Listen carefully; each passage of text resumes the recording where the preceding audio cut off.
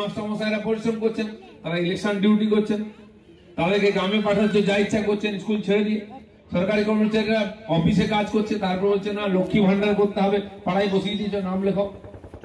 দুয়ারে সরকার করতে হবে, পাড়ায় গিয়ে বসে আছে, গ্রামেতে নাম লিখছে সবার, এই করতে হবে তাই করতে হবে। বাড়িতে কাজ করছে, অফিসে কাজ করছে, বাইরে কাজ করছে, অথচ তাদের যে ডিএ পাওয়ার কথা সেটা দিচ্ছে না। কেন দেবে না? অনেক দিয়ে দিচ্ছে, কাজ করাবে ডবল, আর ডিএ দেওয়ার বলে দেবে না, তাদেরকেও শোষণ করা হচ্ছে। মমতা ব্যানার্জির বড় কথা আছে, এই করে সেই করেঙ্গা, অন করেঙ্গা, তেন করেঙ্গা, দেওয়ার বেলায় নেই, নেওয়ার বেলায় দু হাত পেতে আছে। দিল্লি গেছেন মোদী সঙ্গে দেখা করতে, আমাদের টাকা দাও। মোদীজি বলছে এতদিন যে টাকাগুলো দিলাম সেগুলো হিসাব দাও। 100 দিনের কাজে টাকা দিয়েছি, গরিব লোকের কাছে টাকা পৌঁছচ্ছে না। 50 দিনও কাজ দিচ্ছে না, কাজ দিয়েছে 2 বছর আগে, কাজ করেছে তার টাকা দাওনি, সেগুলো গেল কোথায়? আগে হিসাব দাও।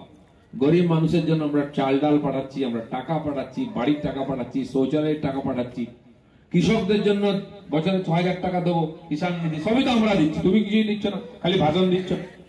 কমপক্ষে হিসাব তো দাও, টাকাগুলো যাচ্ছে কোথায়?